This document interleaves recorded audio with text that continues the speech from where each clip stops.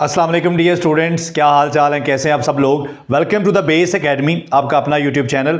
बच्चों, मैं हूं आपका फिजिक्स इंस्ट्रक्टर अदील अख्तर और जैसा कि आप जानते हैं कि हम सेकेंड ईयर फिजिक्स का जितने भी चैप्टर्स हैं उन सब को रिवाइज कर रहे हैं।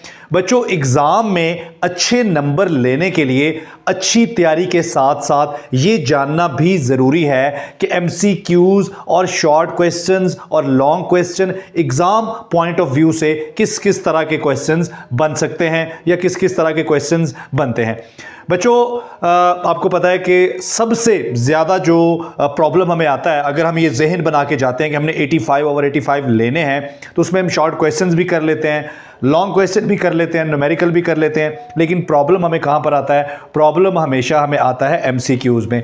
तो इस एक वीडियो में हम एक चैप्टर को रिवाइज करते हैं। पहले हमने चैप्टर 12 को रिवाइज किया है, अब करंट इलेक्ट्रिसिटी चैप्टर नंबर 13 को हम इस वीडियो में रिवाइज करेंगे।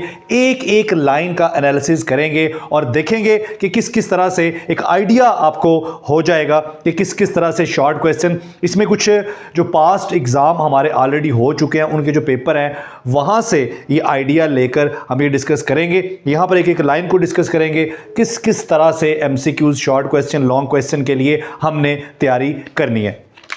तो स्टार्ट कर रहे हैं जी हम चैप्टर नंबर 3 को, और इसमें जो सबसे पहला टॉपिक है ये हमारे पास इलेक्ट्रिक करंट का है। अब जाहिर बात है कि जो इलेक्ट्रिक करंट है इसको हमने तैयार करना है एमसीक्यूज़ के लिए, शॉर्ट क्वेश्चन के लिए। तो इलेक्ट्रिक करंट की जो डेफिनेशन है, इलेक्ट्रिक करंट की जो डेफिनेशन है ये शॉर्ट क्वेश्चन में आ सकती है और इससे शॉर्ट क्वेश्चन बन सकता है। और मैं आपको बता दूं कि जब भी इस तरह का क्वेश्चन आए पेपर में कि आप स्टेट या डिफाइन इलेक्ट्रिक करंट या स्टेट इलेक्ट्रिक करंट, तो उसमें दो तीन चीज़ें आपने लाजमी करनी होती हैं। ठीक है जी, एक तो आप वहाँ पर डेफिनेशन लिखें, नंबर 1। ठीक है जी, नंबर 2 उसका अगर कोई फार्मूला वगैरह है तो आप उसको लिखें। ठीक है जी, और तीसरे नंबर पर उसका यूनिट या कोई एग्जाम्पल वगैरह है तो उसको भी लिखें। अच्छा, ये मैंने जो हमारी टेक्स्ट बुक है वो खोली हुई है और इलेक्ट्रिक करंट वाला जो टॉपिक है इसका जो आखिरी पैराग्राफ है इसमें लिखा हुआ है कि अगर कंडक्टर्स होंगे तो उसमें चार्ज कैरियर्स क्या होंगे, अगर इलेक्ट्रोलाइट्स होंगे तो उसमें चार्ज कैरियर्स क्या होंगे, और अगर गैसेस होंगी तो चार्ज कैरियर्स क्या होंगे। यानी कि टाइप्स ऑफ चार्ज कैरियर्स। ठीक है जी, टाइप्स ऑफ चार्ज कैरियर्स। ठीक है, तो ये ऑब्वियसली किस में आ सकता है? ये आ सकता है जी एमसीक्यूज़ के लिए। ठीक है, मसलन यहाँ पे लिखा है कि गैसेस अगर होंगी तो चार्ज कैरियर्स होंगे इलेक्ट्रॉन्स एंड आयन, कंडक्टर्स अगर होंगे तो चार्ज कैरियर्स होंगे इलेक्ट्रॉन। ठीक है, तो ये आपने एमसीक्यूज़ के लिए ये दो तीन लाइनें आपको पता होना चाहिए कि किस टाइप का हमारे पास मटेरियल है, तो उसमें जो चार्ज कैरियर्स हैं वो करंट, जाहिर बात है करंट किसकी वजह से होता है? करंट चार्ज कैरियर्स के फ्लो की वजह से होता है। तो वो जो टाइप ऑफ चार्ज कैरियर है वो एमसीक्यूज़ बन के आ सकता है। अच्छा, उसके बाद यहां पर एक इंटरेस्टिंग इंफॉर्मेशन दी हुई है, side information. When eel senses danger. ठीक है, ये जो ईल है यानी कि समंदर में एक टाइप की फिश होती है, it turns itself into a living battery. यानी कि जो वो ईल है इसको हम इलेक्ट्रिक ईल भी कहते हैं, वो अपने आप को एक लिविंग बैटरी में कन्वर्ट कर लेती है। यानी कि कोई भी जब उसको टच करता है तो उसको शॉक लगेगा, करंट लगेगा। ठीक है, अब ये इंटरेस्टिंग इंफॉर्मेशन या साइड इंफॉर्मेशन जो है इसको शॉर्ट क्वेश्चन बनाया जा सकता है। और इसकी जो आखिरी लाइन है कि इसकी हेड और टेल के दरमियान 600 वोल्ट का पोटेंशियल डिफरेंस होता है। 600 वोल्ट्स, ये देखें लिखा हुआ है, the potential difference between the head and tail of an electric eel can be up to 600 volt. तो ये आ सकता है जी, ये लाइन एमसीक्यूज में आ सकती है। उसमें ये पूछा जा सकता है, यानी कि वो स्टेटमेंट ऐसे लिख कर देंगे, the difference between head and the potential difference between head and tail of, ठीक है जी, एन इलेक्ट्रिक ईल। आगे आ गया आपकी खाली जगह, तो वहां पर कितना आएगा जी? 600 वोल्ट, 400 वोल्ट, मुख्तलिफ ऑप्शन देकर आपने वहां पर जो करेक्ट ऑप्शन है उसको सेलेक्ट करना है। उसके बाद हमारे पास करंट की डायरेक्शन है। नेक्स्ट जो टॉपिक है इलेक्ट्रिक करंट के अंदर ही ये टॉपिक है। तो इसमें जो कन्वेंशनल करंट है, ठीक है जी, कन्वेंशनल करंट को उसकी जो डेफिनेशन है उसको आप तैयार कर सकते हैं फॉर शॉर्ट क्वेश्चन। ठीक है जी, कन्वेंशनल करंट की जो डेफिनेशन है उसको आप शॉर्ट क्वेश्चन के तौर पर तैयार कर सकते हैं। ठीक है जी, उसके अलावा इसकी एक आखिरी लाइन है, ठीक है जी, आखिरी लाइन में ये लिखा गया है कि अगर तो करंट ड्यू टू अगर तो आप करंट की डायरेक्शन वो डायरेक्शन लेते हैं जो इलेक्ट्रॉन के एक्चुअल फ्लो की डायरेक्शन है, तो इस तरह का जो करंट होगा उसको हम कहेंगे इलेक्ट्रॉनिक करंट। अब ये भी शॉर्ट क्वेश्चन यहां से बनाया जा सकता है कि जी व्हाट इज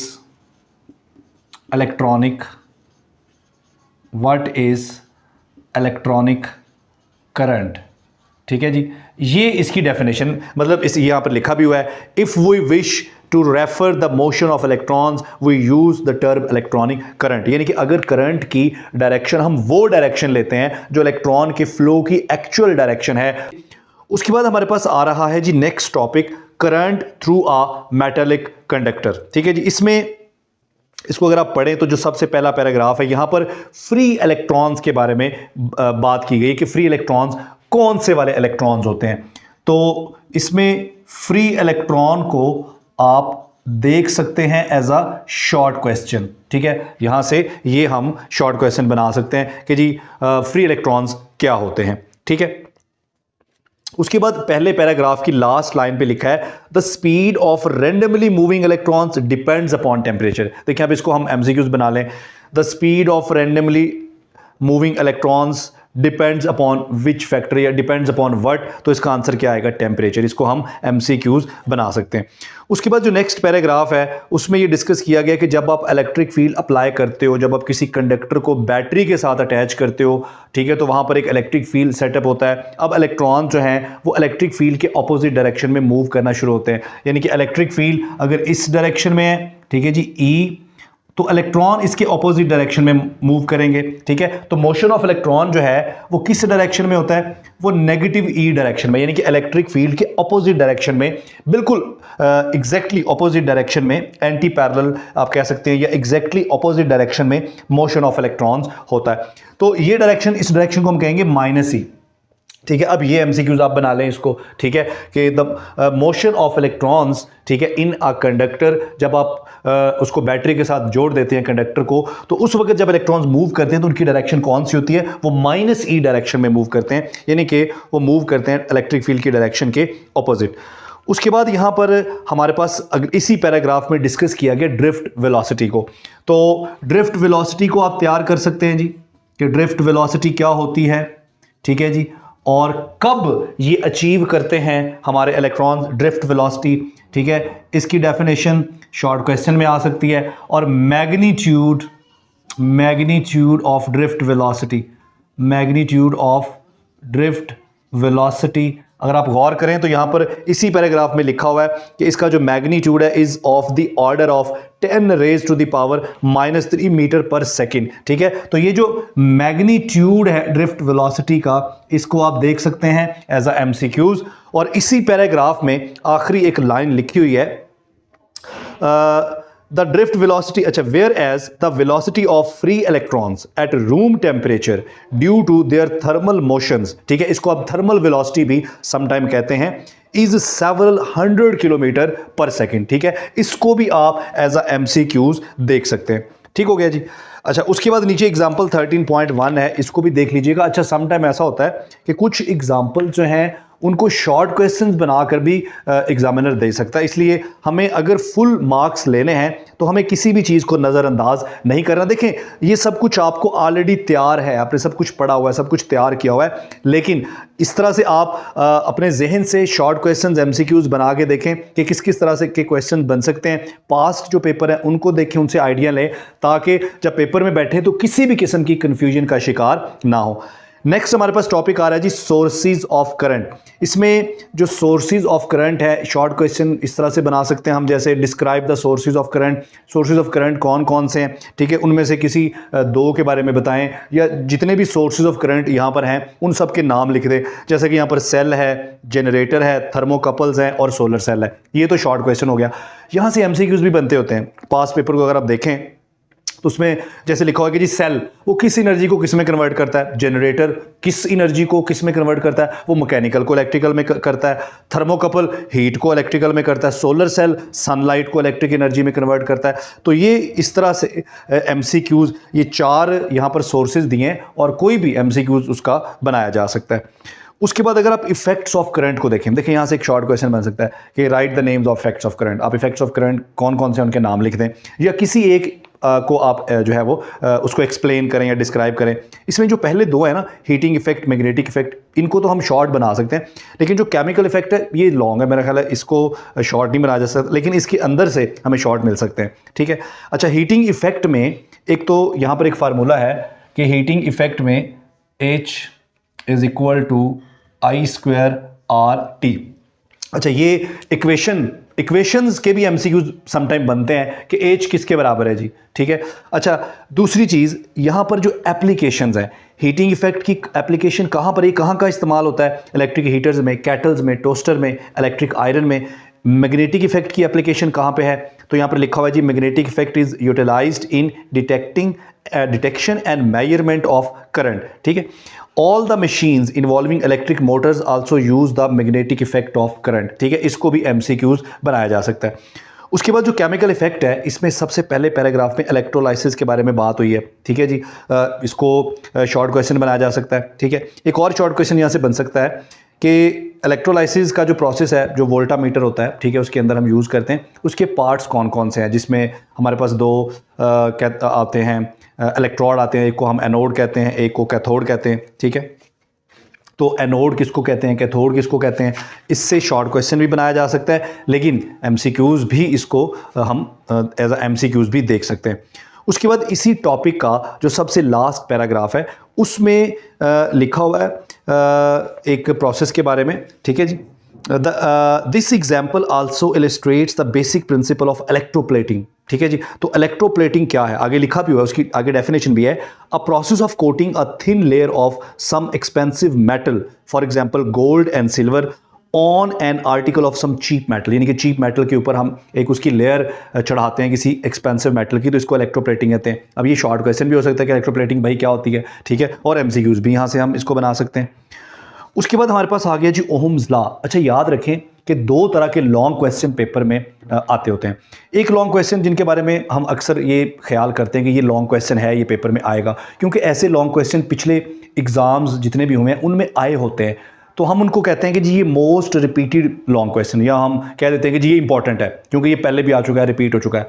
कुछ ऐसे हैं जो पहली दफ़ा लॉन्ग क्वेश्चन के तौर पर बन के आए होते हैं। ठीक है, उसके बारे में हम ये ख्याल या तसव्वुर हमारा नहीं होता कि अच्छा ये भी आ सकता है, तो इस तरह के क्वेश्चंस पर नज़र रखना भी ज़रूरी है।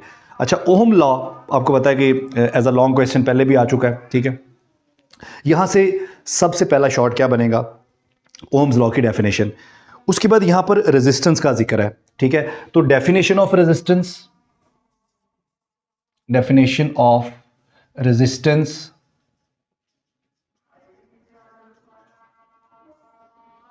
ठीक है, इसको शॉर्ट क्वेश्चन बनाया जा सकता है और यहां से एमसीक्यूज भी बन सकता है। वो है डिपेंडेंस ऑफ आर, यानी कि रेजिस्टेंस किन किन फैक्टर्स पर डिपेंड करती है। इसको शॉर्ट भी बनाया जा सकता है, एमसीक्यूज भी बनाया जा सकता है। ये यहां पर लिखा भी हुआ है। ठीक है जी, इसी पेज पर आखिरी जो 2-3 लाइनें हैं, the value of resistance depends upon the nature, dimensions and the physical state of the conductor. ठीक हो गया जी। अच्छा, उसके बाद अगर हम अगले पेज के ऊपर चले जाएं, ठीक है, तो यहां पर ओहमिक और नॉन ओहमिक मटेरियल्स के बारे में बताया गया है। अच्छा, ये शॉर्ट क्वेश्चन हो सकता है कि what is difference between ohmic and non ohmic materials, या what are ohmic and non ohmic materials. अब ओहमिक और नॉन ओहमिक मटेरियल्स की जो एग्जांपल्स हैं, ठीक है, इसको एमसीक्यूज बनाया जा सकता है। ठीक हो गया। उसके बाद नीचे हमारे पास आ रहा है जी review of series and parallel combination of resistors. तो सीरीज में जब रेजिस्टर होते हैं तो इफेक्टिव रेजिस्टेंस कैसे कैलकुलेट करते हैं, पैरेलल में होते हैं तो कैसे करते हैं। ठीक है जी, इसको भी आप देख लीजिएगा। नेक्स्ट हमारे पास टॉपिक आ रहा है जी resistivity and its dependence upon temperature. बड़ा ही इंपॉर्टेंट टॉपिक है। क्यों कह रहा हूँ, क्योंकि पहले भी लॉन्ग क्वेश्चन में आ चुका है। सबसे पहला शॉर्ट क्वेश्चन यहाँ से, डेफिनेशन ऑफ रेजिस्टिविटी। एक और शॉर्ट क्वेश्चन यहां से बन सकता है, what is difference between resistance and resistivity, और वो भी यहां पर लिखा हुआ है, it may be noted that resistance is the characteristics of a particular material whereas the resistivity is property of the material. ठीक है जी, तो ये डिफरेंस जो है इसको भी हम शॉर्ट क्वेश्चन बना सकते हैं। उसके बाद यहां पर छोटी छोटी डेफिनेशन है इसी पेज के ऊपर नीचे, अगर आप देखें तो कंडक्टेंस का जिक्र है, कंडक्टिविटी का जिक्र है। ठीक है जी, ये शॉर्ट क्वेश्चन बन सकते हैं। इनके जो यूनिट है, कंडक्टेंस का यूनिट साइमन, साइमन किसके बराबर होता है यहां पर लिखा हुआ है। ठीक है जी, इसके अलावा जो हमारी कंडक्टिविटी है उसका यूनिट क्या होता है और वो किसके बराबर होता है। ठीक है, ये भी एमसीक्यूज बन सकता है। अच्छा जी, अब नेक्स्ट पेज पर यहां पर अगर आप गौर करें तो टेबल 13.1 दिया हुआ है। इस टेबल में मुख्तलिफ मटेरियल्स हैं, सिल्वर से शुरू हो रहे हैं और सिलिकॉन तक जा रहे हैं। ठीक है, आगे दो कॉलम्स हैं, एक कॉलम में ये रेजिस्टिविटी दी हुई है इनकी और उसके साथ आगे टेम्परेचर कॉफिशिएंट दिया गया है। ठीक है, तो देखिए इसमें सबसे टॉप पर जो है वो सिल्वर और कॉपर है, तो हम इस तरह से भी क्वेश्चन बना सकते हैं। ठीक है, कि सिल्वर और कॉपर इनकी रेजिस्टिविटी सबसे कम है, लिहाजा इसका मतलब है कि इनकी कंडक्टिविटी सबसे ज़्यादा होगी, यानी कि बेस्ट कंडक्टर होंगे। और यहाँ पर बाकायदा लिखा भी हुआ है, it may be noted that silver and copper are two best conductors, that is the reason that most electric wires are made of copper. ठीक है, सो इनकी किसी की भी, या इस तरह से एमसीक्यूज हम बना सकते हैं कि 4 मटेरियल दे दिए जाएं और पूछा जाए कि जी बताएं जिसमें से सबसे अच्छा कंडक्टर कौन सा है, या किसी भी मटेरियल की जो यहाँ पर दी हुई है रेजिस्टिविटी की वैल्यूज़, वो कोई रेजिस्टिविटी की वैल्यू भी पूछी जा सकती। उसके अलावा यहाँ पर एक इंटरेस्टिंग इंफॉर्मेशन है, inspectors can easily check the reliability of a concrete bridge. ठीक है, इसको शॉर्ट क्वेश्चन हम बना सकते हैं। इसके अलावा इसी पेज के ऊपर जो लास्ट पैराग्राफ है यहाँ पर जिक्र है some materials like germanium and silicon. ठीक है, ये ऐसे मटेरियल्स हैं जिनकी रेजिस्टेंस टेम्परेचर बढ़ाने से इंक्रीज़ करने की बजाय डिक्रीज़ करती है। वैसे तो हमने कंडक्टर्स में के लिए पढ़ा कि कंडक्टर्स के लिए टेम्परेचर बढ़ाने से, अच्छा अब देखिए ये एमसीक्यूज बनाए जा सकते हैं कि the resistance of conductors increase with increase in temperature. ठीक है, ये एमसीक्यूज बनाया जा सकता है। लेकिन the resistance of semiconductors like silicon and germanium, इनकी जो रेजिस्टेंस है वो टेम्परेचर इंक्रीज करने से डिक्रीज होती है। ठीक है, ये भी एमसीक्यूज बनाया जा सकता है। क्यों डिक्रीज होती है? बिकॉज कोवेलेंट बॉन्ड होते हैं, शुरू में जब आप हीट करते हैं तो वो जो एनर्जी है वो यूज़ हो जाती है कोवेलेंट बॉन्ड्स को ब्रेक करने के लिए। ठीक है, तो देखें ये एमसीक्यूज बनाए जा सकते हैं कि कौन से मटीरियल हैं जिनकी रेजिस्टिविटी टेम्परेचर इंक्रीज करने से इंक्रीज होती है और जिनकी रेजिस्टिविटी टेम्परेचर इंक्रीज करने से डिक्रीज होती है। ठीक है जी,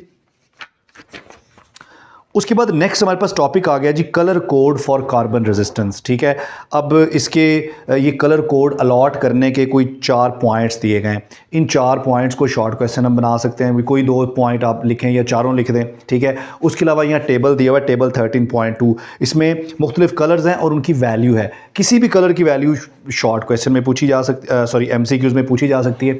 यहाँ से एक शॉर्ट ये भी बन सकता है कि आपको एक रेजिस्टेंस दे दी जाए इस तरह से करके, ठीक है, और उसके मुख्तलिफ जो कलर कोड्स हैं वो यहाँ पर लगा दिए जाएँ, मुख्तलिफ कलर की जो पट्टियाँ हैं वो लगा दी जाएँ और कहा जाए कि भाई इसकी रेजिस्टेंस कैलकुलेट करो कि कितनी है। ठीक है, बता दिया जाए कि जो पहली आपके पास कलर है वो ये है, दूसरा ये है, तीसरा ये है, और जो टॉलरेंस बैंड है वो नो बैंड है या सिल्वर है या गोल्ड है, तो बताएं रेजिस्टेंस कैलकुलेट करके इसकी वैल्यू क्या बनेगी। अच्छा, इसके अलावा जो टॉलरेंस है, ठीक है जी, सिल्वर की कितनी होती है, गोल्ड की कितनी होती है, नो बैंड हो तो कितनी होती है, ये एमसीक्यूज बन के आ सकता है। ठीक है, चूँकि पास्ट एग्जाम में भी आया तो इसलिए यहाँ से हम आपको आइडिया हो जाएगा।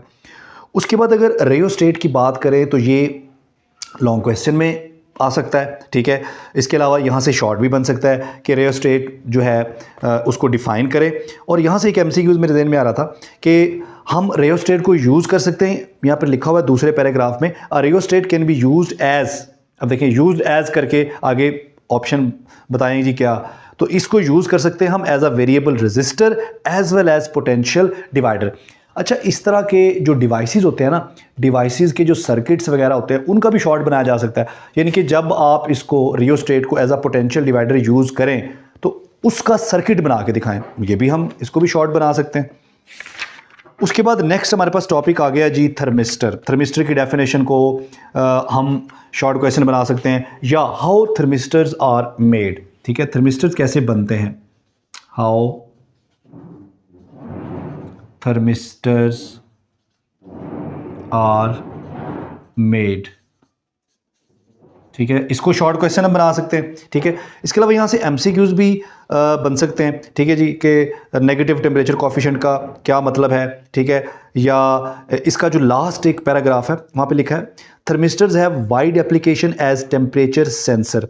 ठीक है, यानी कि जब आप किसी थर्मिस्टर को टेम्परेचर सेंसर के तौर पर इस्तेमाल करते हैं तो ये क्या करता है, they convert changes of temperature into electrical voltage which is duly processed. ठीक है जी, इसको एमसीक्यूज बनाया जा सकता है कि जब हम इसको as a temperature sensor use करते हैं तो तब ये क्या करता है। ठीक है, उसके बाद नेक्स्ट टॉपिक हमारे पास आ रहा है जी electrical power and power dissipation. अच्छा, एक और यहाँ पर for your information side information दी हुई है, अ 0 ओम रजिस्टर, यानी कि अगर हमने 0 ओम रजिस्टर बनाना है, it is indicated by a single black colour band around the body of the register. यानी कि जो रजिस्टर की बॉडी है उसके अराउंड सिर्फ एक ही कलर का बैंड होगा और वो ब्लैक कलर का होगा। इसका मतलब है कि इस रजिस्टर की जो रेजिस्टेंस है वो 0 ओम है। ठीक है, अब इसको एमसीक्यूज भी आप बनाना चाहें तो बना लें, शॉर्ट क्वेश्चन बनाना चाहें तो बना लें। Electrical power and power dissipation. अच्छा, इलेक्ट्रिकल पावर और पावर डिसिपेशन, इनमें क्या फ़र्क है, या पावर डिसिपेशन को डिफाइन करें या इलेक्ट्रिकल पावर को डिफाइन करें। ठीक हो गया। उसके बाद नेक्स्ट टॉपिक हमारे पास आ रहा है जी electromotive force and potential difference. ठीक है जी, लॉन्ग क्वेश्चन भी इसको बिल्कुल बन सकता है और यहाँ से एक बड़ा फेमस शॉर्ट क्वेश्चन बनता होता है, what is difference between EMF and potential difference. और अगर आप इसका आखिरी पैराग्राफ पढ़ें, हर टॉपिक का आखिरी पैराग्राफ बहुत इंपॉर्टेंट होता है। ठीक है, इसमें लिखा हुआ है the EMF is the cause and potential difference is its effect. अब देखें, इसको आप एमसीक्यूज बनाना चाहें तो बना लें, लेकिन ये लाइन इन दोनों के दरमियान फर्क को भी समझा रही है। आगे लिखा है the EMF is always present even know current is drawn through battery. ठीक है, तो देखें ये एक डिफरेंस भी है इनके दरमियान। ठीक है, उसके बाद हमारे पास आ गया जी मैक्सिमम पावर आउटपुट। अब यहां से हम शॉर्ट क्या बना सकते हैं, how maximum power output is obtained. ठीक है, how maximum power output is obtained. ठीक है जी, इसको हम शॉर्ट बना सकते हैं और यहां से आप एमसीक्यूज भी बना सकते हैं। यहां पर हमने आखिरी पैराग्राफ में देखा कि लिखा है कि अगर आप लोड रेजिस्टेंस को इंटरनल रेजिस्टेंस के बराबर पुट कर दें, ठीक है जी, तो क्या होगा, the denominator of the expression of जो एक्सप्रेशन है, ठीक है, उसका डिनोमिनेटर की वैल्यू कम से कम हो जाएगी और पावर आउटपुट मैक्सिमम हो जाएगा। Thus we see that the maximum power is delivered to resistance when the internal resistance of the source equal to the load resistance। अब ये लाइन जो है इसको आप MCQs बना सकते हैं, इसको आप शॉर्ट क्वेश्चन में भी इस्तेमाल कर सकते हैं। उसके बाद हमारे पास किरहॉफ रूल्स आ गए। ये जो किरहॉफ फर्स्ट रूल है, इसकी जो स्टेटमेंट है उसको आप यूज़ कर सकते हैं एज अ शॉर्ट क्वेश्चन, और यहाँ से जो फेमस एमसीक्यूज बनता होता है, ठीक है जी, इसके आखिरी पैराग्राफ में लिखा भी हुआ है कि ये जो रूल है इसको पॉइंट रूल भी कहा जाता है और ये मैनिफेस्टेशन है of law of conservation of charge. ठीक है, ये दो एमसीक्यूज, यानी कि इसको पॉइंट रूल भी कहते हैं और ये law of conservation of charge की मैनिफेस्टेशन है। ठीक है, ये बड़े फेमस एमसीक्यूज हैं जो पहले भी पेपर में आ चुके हैं। उसके बाद अगर आप किरहॉफ सेकेंड रूल को देखें तो किरहॉफ सेकेंड रूल की जो स्टेटमेंट है, ठीक है, उसको आप शॉर्ट क्वेश्चन बना सकते हैं और ये जो है ये law of conservation of energy की मैनिफेस्टेशन है। ठीक है जी, तो ये जो मैंने फर्स्ट रूल हमने कहा कि वो law of conservation of charge और सेकंड के बारे में कहा कि law of conservation of energy, ये एमसीक्यूज में पहले भी आ चुके हैं, दोबारा भी इसमें आ सकते हैं। ठीक है, उसके बाद जो वेटस्टोन ब्रिज है, ठीक है जी, वेटस्टोन ब्रिज ज़ाहिर बात है ये लॉन्ग क्वेश्चन में आ सकता है। एक डिवाइस है, वेटस्टोन ब्रिज का सर्किट बनाएं, ठीक है, ये शॉर्ट क्वेश्चन हो सकता है और इसके अंदर हम नल कंडीशन यूज़ करते हैं जब गैल्वानोमीटर से कोई करंट फ्लो नहीं करता। तो व्हाट इज़ नल कंडीशन, ये शॉर्ट क्वेश्चन में पूछा जा सकता है। इसको एमसीक्यूज भी बना लें कि जब नल कंडीशन अचीव होती है तो उस वक्त गैल्वानोमीटर से कितना करंट गुजरता है, कोई करंट नहीं गुजरता, जीरो करंट गुजरता है। उसके बाद हमारे पास लास्ट टॉपिक बचा है जी इस चैप्टर का और वो है पोटेंशियोमीटर। ज़ाहिर बात है कि इसको भी हम एज अ लॉन्ग क्वेश्चन ही ये आता है पेपर में। अच्छा, यहाँ से मुख्तलिफ शॉर्ट बन सकते हैं कि इस टॉपिक में हमने देखा कि 3 तरह से हम यूज़ कर सकते हैं पोटेंशियोमीटर को। हम पोटेंशियल डिफरेंस फाइंड करने के लिए, अननोन ईएमएफ निकालने के लिए, 2 ईएमएफ को कंपेयर करने के लिए। ठीक है, तीनों का आपसे पूछा जा सकता है कि भाई इसका सर्किट बना के दिखाएं शॉर्ट क्वेश्चन में, इसका सर्किट बना के दिखाएं, इसका सर्किट बना के दिखाएं, कि जब आप इसे ईएमएफ को कंपेयर करने के लिए इस्तेमाल करें तो बताएं इसका सर्किट कैसा होगा, या जब आप अननोन ईएमएफ निकाल रहे हैं तो बताएं इसका सर्किट बना के दिखाएं। ये आप शॉर्ट यहाँ से बिल्कुल बना सकते हैं। ठीक है जी। अच्छा जी, बाकी इसके यहाँ पर कुछ मैथमेटिकल रिलेशन जो दिए हैं, जैसे अननोन ईएमएफ को कंपेयर करने वाला है हमारे पास, अननोन ईएमएफ को, जैसे हमारे पास अननोन ईएमएफ को निकालने का रिलेशन है, या हमारे पास ये ईएमएफ्स को कंपेयर करने वाला रिलेशन है। ये कंपैरिजन हमें क्या बताता है, जैसे यहाँ पर हमें लिखा हुआ है कि E1 over E2 is equal to L1 over L2। ठीक है, इस कंपैरिजन के बारे में MCQs बन सकता है। क्लियर हो गया जी।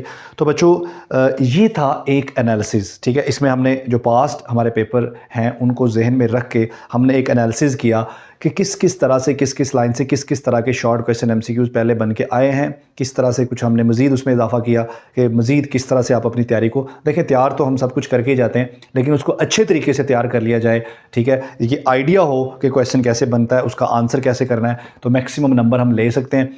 बच्चों, अगर वीडियो पसंद आए तो अपने दोस्तों के साथ भी ज़रूर शेयर कीजिएगा। सेकेंड ईयर फिज़िक्स के तमाम चैप्टर्स के वीडियो लेक्चर्स हमारे चैनल पर मौजूद हैं और उसकी एक सिंगल प्लेलिस्ट बनाकर उसका लिंक डिस्क्रिप्शन में डाल दिया है। तो बच्चों, मिलते हैं नेक्स्ट वीडियो में। थैंक यू, अल्लाह हाफ़िज़।